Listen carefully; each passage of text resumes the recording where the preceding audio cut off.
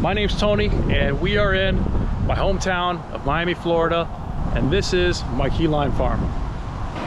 So I started this citrus experience about 6 years ago, and I have currently about 85 plants.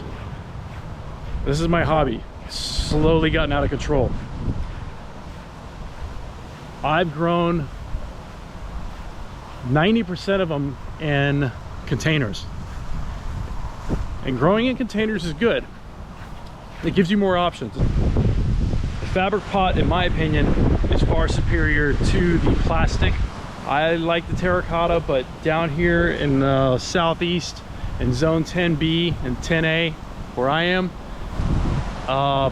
they get hot. It turns into a little oven, and I think it cooks your roots. The fabric pots do a little bit better down here. The downside to it, down here in the southeast, I'm in Miami, Florida, is that we have a lot of humidity. And with a lot of humidity comes lots of this stuff right there. Mold. So what I do to combat a little bit of that is I take a knife or a pointy end of, I think I used the pointed end of the hammer, and I just bashed holes in the bottom, and it allows for a little bit better drainage. So you see all the mildew on the bottom? It's because of water, but it doesn't look like it affects the plant very much. I mean, these are container grown plants. These are 25 gallon that I planted 3 years ago, maybe 4 years ago now, but you can see the size of that stalk. Now these all have HLB. You can see it has HLB because of the leaves. See the discoloration, non-uniformity, or whatever they call it. But some of them are green. The biggest thing is that you can see through the plants. I don't know why, but for some reason that's always stuck with me. If you could see through a citrus plant like this one, see right through it. You got no growth, no development in the middle. 90% of the time it's HLB.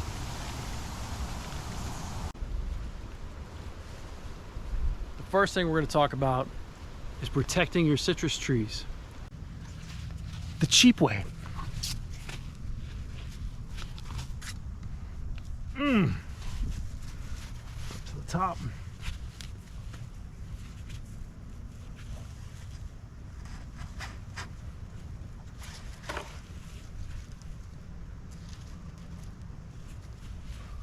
Fit.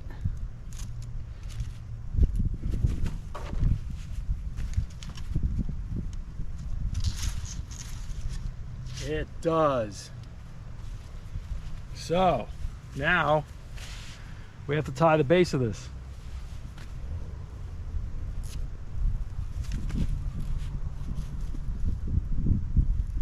You can use whatever you want. Tie wraps work good, duct tape, string, whatever you got. Tie it up at the bottom. You cut this pipe down a little bit lower and got this a little lower, I would almost opt to bury this in the sand or wherever you're doing it, or tuck it underneath this this pot or the fabric pot.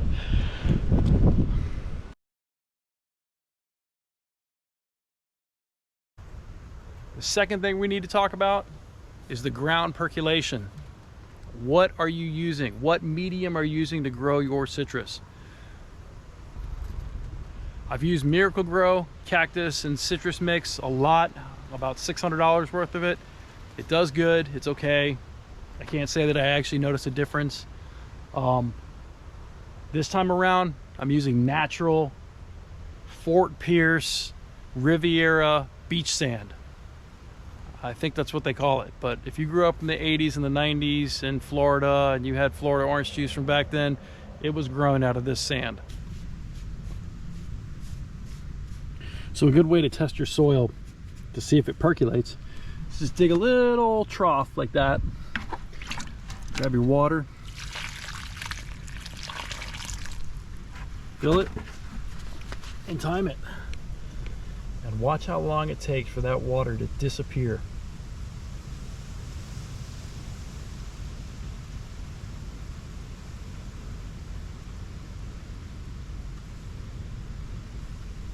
That's probably half of a gallon of water. but you can see it doesn't stand. It's not sitting there. It's draining, it's percolating into the ground.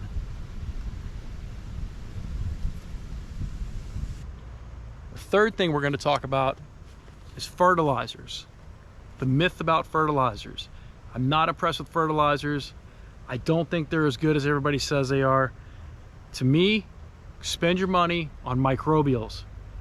Microbial mix. We'll go through a couple of them. What are microbials, you ask? I have no idea, but they work.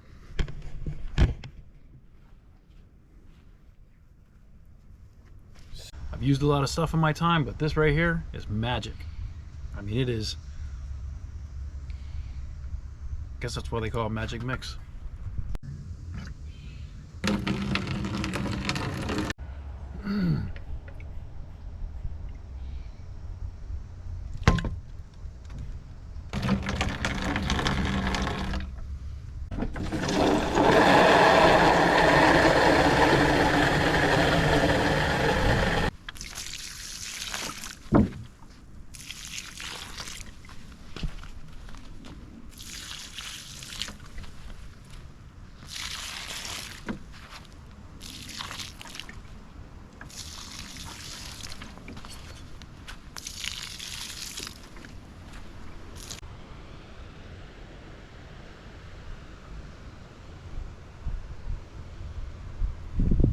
So these are microbials. I've used these as well.